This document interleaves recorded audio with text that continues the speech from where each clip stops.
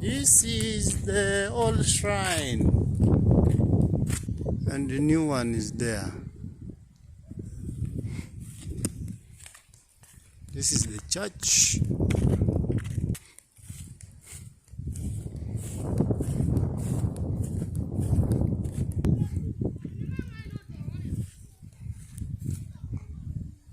So, okay. This is the bell they use for calling when there is mass. The bell.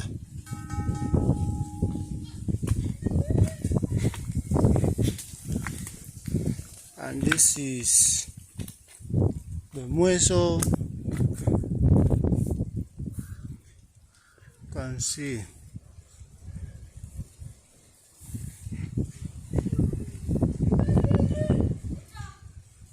The mueso.